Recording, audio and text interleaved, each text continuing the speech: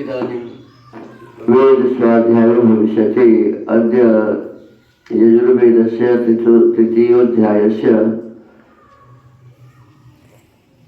सप्तदशं मन्त्रस्य स्वाध्यायो भविष्यति। स्वाध्यायमान मन्त्रस्य तनूपा अग्नेसि तन्वं मे पाहि इत्येतानि प्रथमानि पदानि सन्ति। अब वेद स्वाध्याय होगा। आज यजुर्वेद के तीसरे अध्याय के 17वें मंत्र का स्वाध्याय किया जाएगा।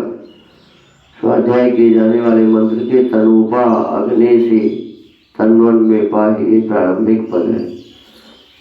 ओम तनूपा अग्नेसि तन्वं मे पाहि आयुर्दाग्नेस्यायुर् मे देहि वर्चोदाग्नेसि वर्चो मे देहि अग्ने यन्मे तन्वा ऊनम तन्महापिण।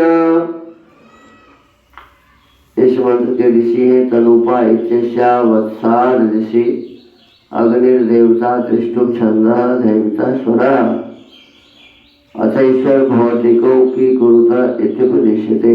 अब ईश्वर और भौतिक अग्नि क्या करते हैं इस विषय का उपदेश अगले मंत्र में किया है।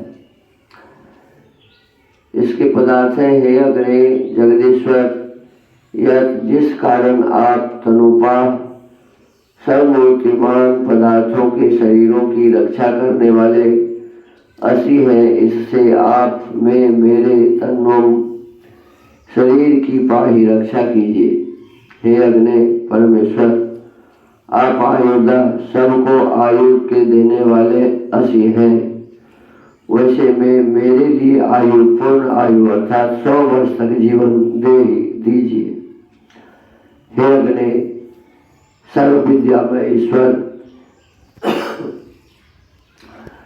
जैसे आप वर्चोदा सब मनुष्यों को विज्ञान देने वाले असी हैं, वैसे में मेरे लिए भी ठीक ठीक गुण ज्ञान पूर्वक वर्चः पूर्ण विद्या को दे ही दीजिए। हे अग्नि सब कामों को पूर्ण करने वाले परमेश्वर, में मेरे तन्वा शरीर में यह जितना ऊनम बुद्धि बल और विषय आदि गुण कर्म है तत् उतना अंग में मेरा आप न अच्छे प्रकार पूर्ण कीजिए। अग्नि यह भौतिक अग्नि यह जैसे तनूपा पदार्थों की रक्षा का हेतु असी है, वैसे जाठराग्नि रूप से में मेरे तन्वं शरीर की पाहि रक्षा करता है। अग्नि जैसे ज्ञान का निमित्त यह अग्नि आयुर्दा सबके जीवन का हेतु असी है, वैसे में मेरे लिए भी आयु जीवन के हेतु क्षुधा आदि गुणों को देता है। अग्नि यह अग्नि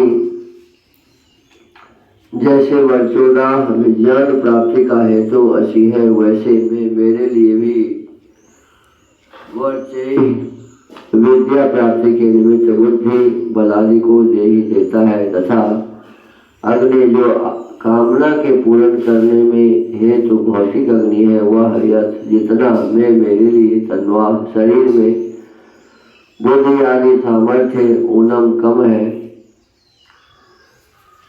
तत् उतना गुण अपना पूर्ण करता है। भावार्थ है, इस मंत्र में श्लेषालंकार है, जिस कारण परमेश्वर ने इस संसार में सब प्राणियों के लिए शरीर के आयु निमित्त विद्या का प्रकाश और सब अंगों की पूर्णता रची है। इसी से सब पदार्थ अपने अपने स्वरूप को धारण करते हैं। इसी प्रकार परमेश्वर के सृष्टि में प्रकाश आदि गुणवान होने से यह अग्नि भी सब पदार्थों के पालन का मुख्य साधन है। संसार में जितने भी कार्य हो रहे हैं अग्नि के माध्यम से ही हो रहे हैं, ऐसा इसमें भी बताया है। हमारे शरीर में भी यदि अग्नि न हो तो हमारा शरीर रह नहीं सकता। हम अन्न खाते हैं वो पच नहीं सकता, और इस संसार में भी यदि अग्नि न रहे तो हम भोजन नहीं कर सकते। जितने भी अभी यान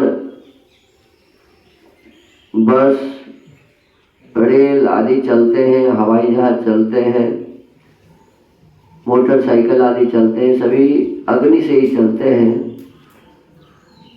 और शरीर जो है हमारा, जिसके माध्यम से हमारी आयु निश्चित होती है, तो परमात्मा अपने विशेष ज्ञान से अनेक प्रकार के जीवों के शरीर की रचना भी करता है और इसका आयु भी निश्चित करता है।